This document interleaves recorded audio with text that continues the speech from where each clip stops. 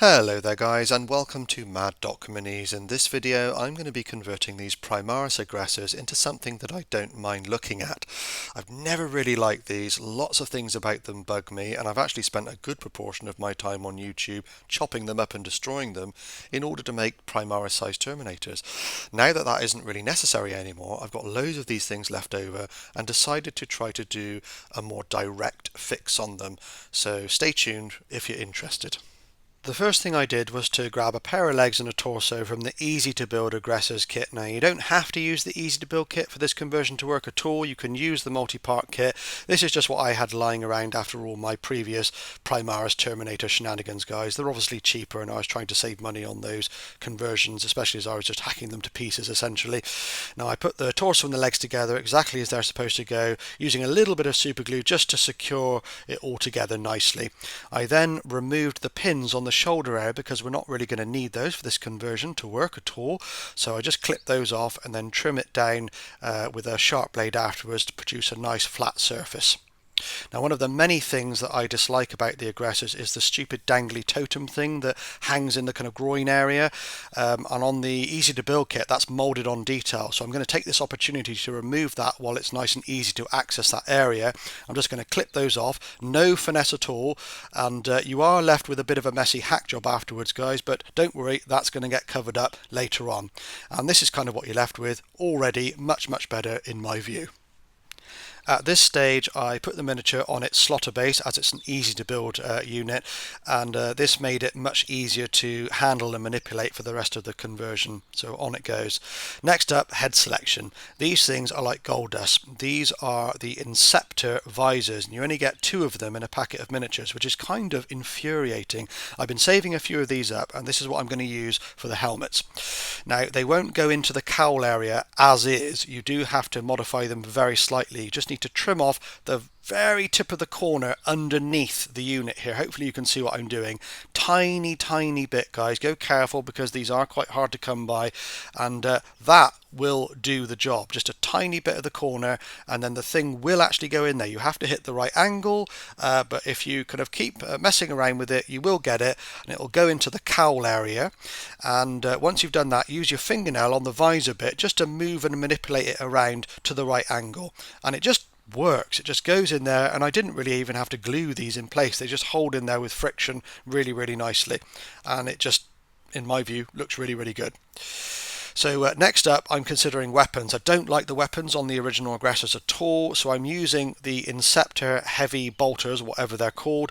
I'm putting those together. I'm not going to put the gun shield on the front, as you'll see. I'm just using it kind of naked, if that makes sense.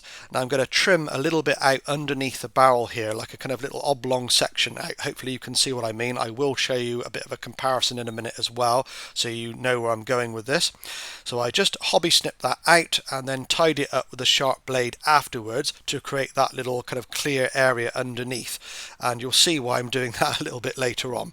So I'm just going to give you a direct comparison here between one that's been modified on the left and one that hasn't on the right, and you can see that we've kind of just trimmed that down underneath the barrel. Okay, so that's what you're after.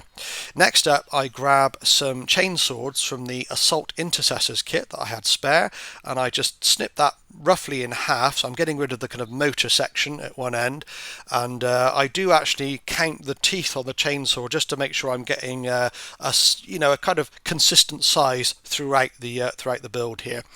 So I actually counted 8 teeth from the rivet on the front, just in case you're interested. But of course you do you. If you're following along, you may want a different length of blade here. But that essentially is going to get attached underneath the heavy bolter as a kind of chain blade bayonet. Now I think this works a lot better for me, the idea of an integrated melee weapon like this, and that isn't going to damage the gun. That's the feeling I get from the original power fists on the Aggressors. So yeah, that's what you're left with. You can use the easy to build version of the Inceptor's gun here, with the gun shield is already attached on that one, but you just need to snip a little bit from underneath and you could attach the chain blade in exactly the same way and actually have a really handsome weapon. So it's entirely possible to use the easy to build one if you want to. Next up was backpacks. I actually used these as is in the end. I did try to remove the fuel tanks initially, but it just didn't look right without them, guys. I think you just need the extra bulk at the rear of the miniature for a sense of kind of proportion and scaling. So I just left them on. Obviously, they're not fuel tanks anymore. I don't know what you want to call them, but they're there and they kind of look better there than not. So you can see here the arms have been attached as well. It's starting to really come together now, and I just need to think about the messy hack job at the front of the groin there. So I opted to use these Assault Terminator armoured plates that I had kicking around, and they've actually got a square kind of attachment point on the back of them that needs to be trimmed down. So I just cut that down with a pair of hobby snips on the back to make a kind of flat area, and that gets glued directly onto the groin area on the Aggressor. So it's a very low-tech solution, but it works, and it makes me happy that that silly dangly totem thing is gone. Never really liked those, as I said before. So you can see I've also attached the auto launchers in this footage as well from the multi-part kit. The last thing I needed to do was to cover up these holes in the fuel tanks where the pipes would have originally gone into, and I did that by using these self-adhesive craft pearls. They're kind of like half a sphere, so they're flat on the underside. I use them a lot for rivets on bigger builds, like in the Titan project for instance, but they are exactly the right size just to cover those holes up. A little bit of a bodge, I know, and a little bit weird. They do look an awful lot better once everything is painted up, so please bear with me on that side, guys. There were other iterations along the way. I experimented heavily with shoulder-mounted weapon systems using the assault cannons from the Heresy range and a cyclone missile launcher, and I attached the blades, the chain blades, into the fists. This was quite close to making the cut, but wasn't good enough in my view. And then I used alternate methods for the visor, like using a Votan visor turned upside down with a slit cut in it. That's because I couldn't easily source the Inceptor visors at the time. Assault cannons on the wrists, as you can see, but ultimately I went in a different direction. Okay guys, so here they are, basic tabletop standard paint job in my homebrew chapter colours.